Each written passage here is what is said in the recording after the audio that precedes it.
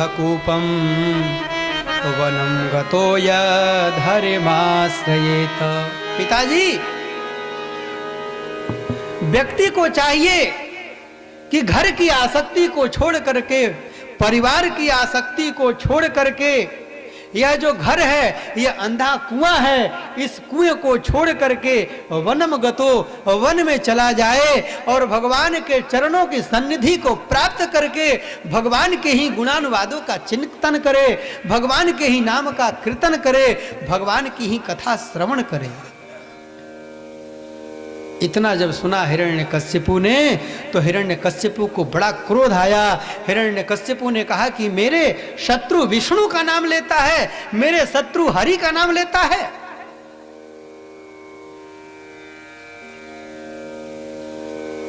और षंड तथा अमर्क को खूब डांटा। लगता है कि आप लोग मेरे पुत्र को ठीक ढंग से शिक्षा प्रदान नहीं कर रहे हैं, ठीक ढंग से इसको शिक्षा प्रदान कीजिए। षंड और अमर्क तो बड़े डर गए कि महाराज हिरण्यकश्यपु को क्रोध आ रहा है, अगर ये बिगड़ जाएंगे तो फिर पता नहीं हम लोगों को अपने राज्य से निकाल देंगे और भी हम लोगों के साथ क्या करेंगे। षंड और अमर्क प्रहलाद जी को लेकर के अपने आश्रम में आए और प्रहलाद जी का दुलार किया। दुलार करके षंड तथा अमर्क ने पूछा कि प्रहलाद, वत्स प्रहलाद, भद्रम ते सत्यम कथय मां मृषा। हे प्रहलाद, तुम्हारा कल्याण हो, सही सही बताओ। बालानति कुतस्तुभ्यम एष बुद्धिर विपर्ययः। हम तो तुम लोगों को ऐसी शिक्षा नहीं प्रदान करते हैं, हम तो दानवोचित, दैत्योचित, राक्षसोचित शिक्षा तुमको प्रदान करते हैं और तुम ये भगवान की बात कहां से करने लगे? ये तुम्हारे बुद्धि को क्या हो गया? तुम्हारे बुद्धि में विपर्यय कहां से प्राप्त हो गया है? सही सही बताओ। प्रहलाद जी ने कहा, गुरुदेव, मेरी बुद्धि गड़बड़ नहीं हुई है, मेरी बुद्धि इसी प्रकार की है, ये मेरी सहज बुद्धि है, ये मेरा सहज विवेक है।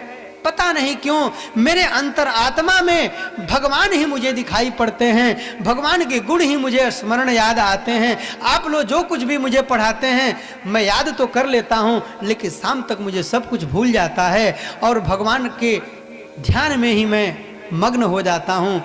भगवान से संबंधित ज्ञान ही मेरे अंदर विद्यमान रहता है। फिर कुछ दिनों तक पढ़ाया षंड तथा अमर्क ने।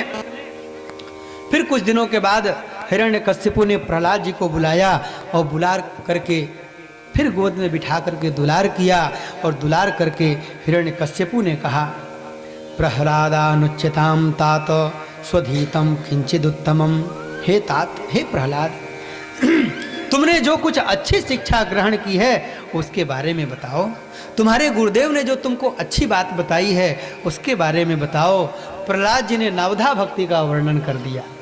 प्रहलाद जी ने कहा, पिताजी, श्रवणम कीर्तनम विष्णु स्मरणम पाद सेवनम अर्चनम वंदनम दास्यम सख्यमात्म निवेदनम। व्यक्ति को भगवान की भक्ति करनी चाहिए। भगवान की 9 प्रकार की भक्ति है, श्रवण भक्ति, कीर्तन भक्ति, भगवान के चरणों की सन्निधि करना, भगवान के चरणों की सेवा करना, उनका स्मरण करना, अर्चन भक्ति, वंदन भक्ति, दास्य भक्ति, सख्य भक्ति और आत्मनिवेदन भक्ति। यही भक्ति भगवान की व्यक्ति को करना चाहिए, यही व्यक्ति का लक्ष्य होना चाहिए। जब ऐसा सुना हिरण्यकश्यपु ने तो हिरण्यकश्यपु ने प्रहलाद को उठा करके अपने गोद से फेंक दिया। प्रहलाद जी गिरे और गिर करके खड़े हो गए। प्रहलाद ने, हिरण्यकश्यपु ने अपना खड्ग निकाल लिया और खड्ग निकाल करके चिल्ला करके षंड तथा अमर्क को कहा कि अरे षंड, अरे अमर्क, मैंने तुम दोनों को अपने पुत्र का गुरु बनाया है और तुम दोनों मेरे पुत्र को गलत शिक्षा प्रदान करते हो। तब षंड तथा अमर्क ने कहा कि हे हिरण्यकश्यपु महाराज, हमारे द्वारा दी गई यह शिक्षा नहीं है। न मत प्रणीतम न पर प्रणीतम सुतो वदत्ये शतवेंद्र शत्रु। हे राजन, ये शिक्षा हमने नहीं प्रदान की है। आपका जो पुत्र यह सब बात बोल रहा है भगवान के संबंध में, ईश्वर के संबंध में यह जो बात कर रहा है, यह तो नैसर्गिकीयम मतिरस्य राजन, यह तो इसकी नैसर्गिकी मति है, इसकी सहज बुद्धि है।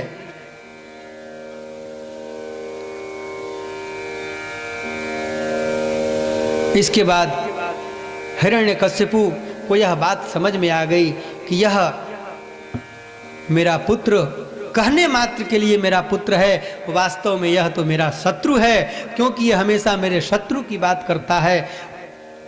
हिरण्यकश्यपु ने प्रहलाद जी को मरवाने का बड़ा उपाय किया।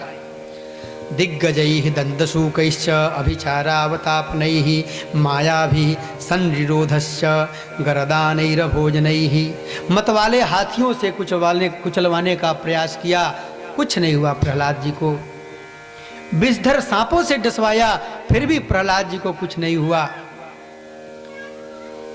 कृत्या राक्षसी को उत्पन्न करा करके प्रहलाद जी को मारना चाहा, लेकिन जब कृत्या राक्षसी प्रहलाद जी को मारने के लिए आई तो प्रहलाद जी महाराज भगवान का ध्यान करने लगे, हरि शरणम करने लगे।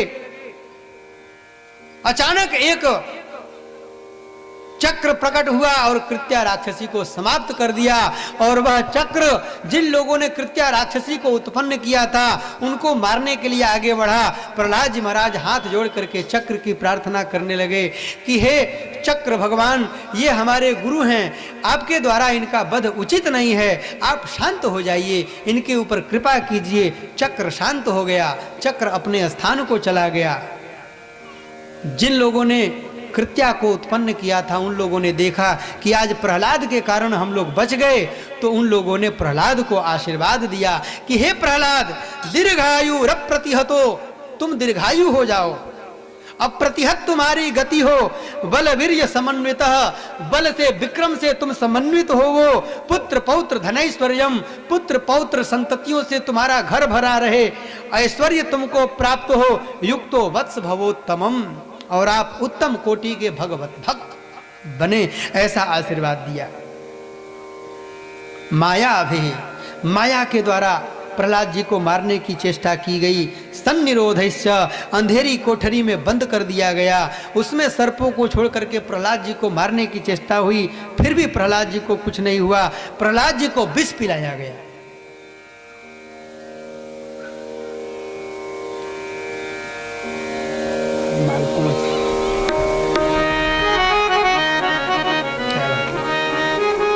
मीरा जी को भी विष पिलाया गया था। मीरा जी ने हंसते हुए विष पी लिया, कुछ नहीं हुआ मीरा जी। विष का प्याला, विष का प्याला राणा जी ने भेजा, विष का प्याला राणा जी ने भेजा, पीवत मीरा हासी रे,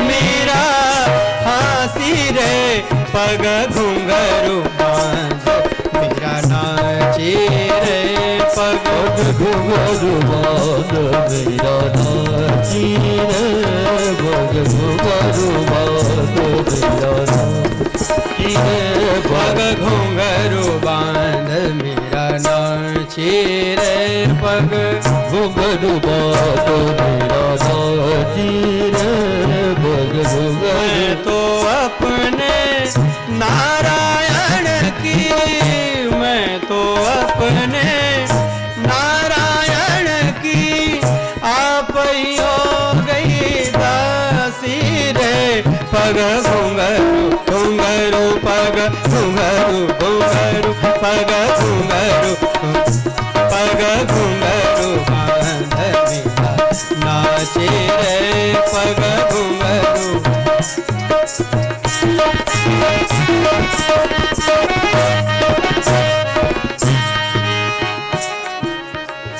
मीरा के प्रभु गिरधर नागर, मीरा के प्रभु गिरधर नारद, मीरा के प्रभु गिरधर नागर, मीरा के प्रभु गिरधर नागर, सहज मिले अविनाशी रे, सहज मिले अविनाशी रे, सहज मिले अविनाशी रे, पग घुंघरू बांध मीरा नाचे रे, पग घुंघरू बांध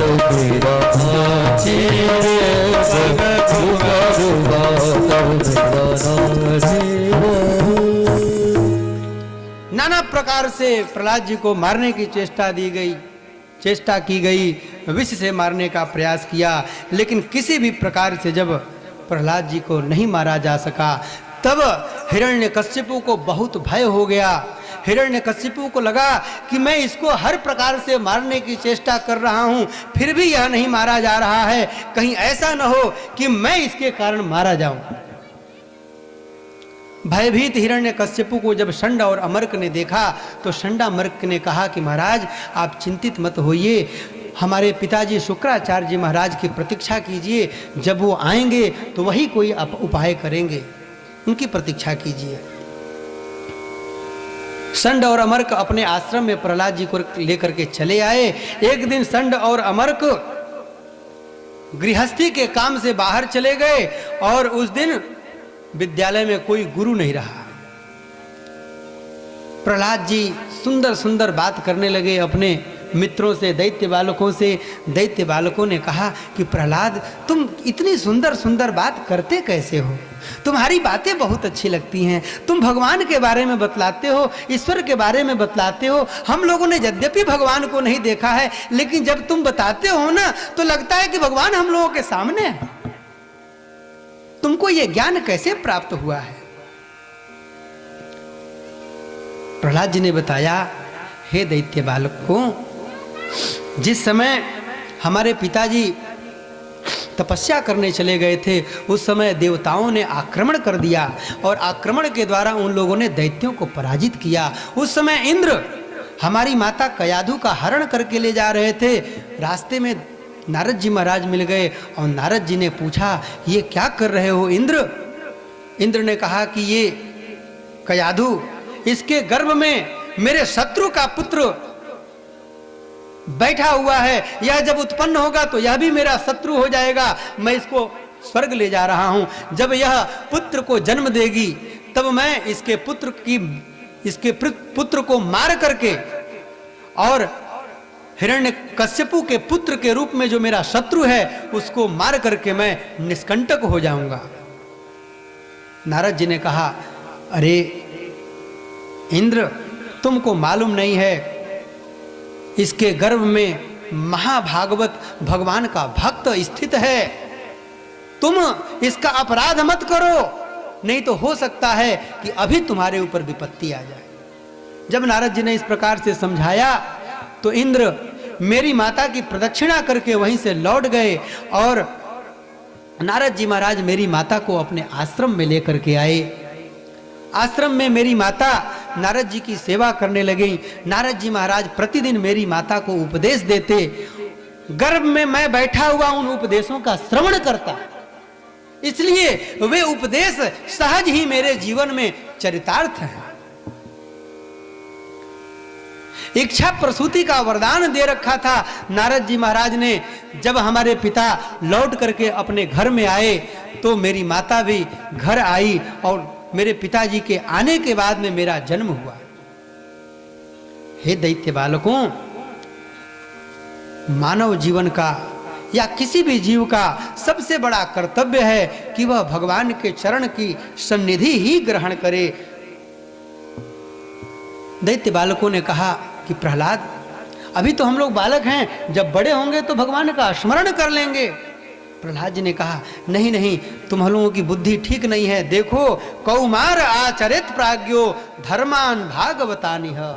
भागवत धर्म यही है कि व्यक्ति को बाल्यकाल से ही भगवान के बताए हुए जो 9 प्रकार की भक्ति है इनका आश्रय ले लेना चाहिए और धर्म के पथ पर चलना चाहिए।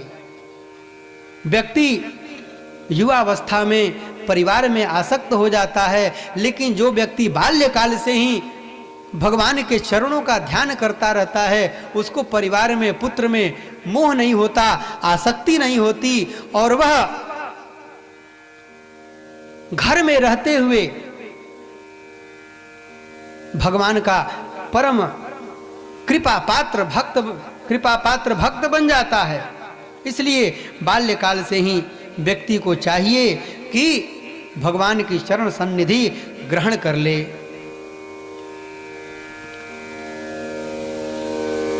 हर समय मृत्यु का चिंतन करते रहना चाहिए।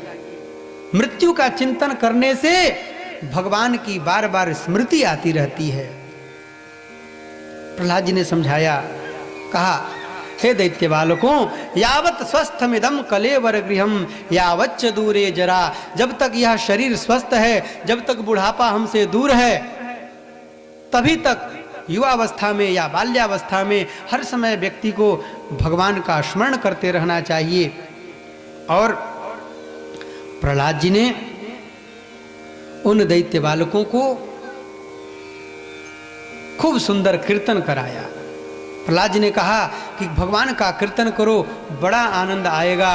और प्रहलाद जी आगे आगे बोलने लगे, पीछे पीछे दैत्य बालक भी बोलने लगे, हे गोपाल राधे कृष्ण गोविंद गोविंद, हे गोपाल राधे कृष्ण गोविंद गोविंद, हे गोपाल राधे कृष्ण गोविंद गोविंद, हे गोपाल राधे कृष्ण गोविंद गोविंद, हे गोपाल राधे कृष्ण गोविंद गोविंद, हे गोपाल राधे कृष्ण गोविंद गोविंद। प्रहलाद जी के साथ में वे दैत्य बालक भी भगवान का कीर्तन करने लगे और कीर्तन करने में इतने अनुरक्त हो गए, इतने अनुरक्त हो गए कि उनका देह भान समाप्त हो गया।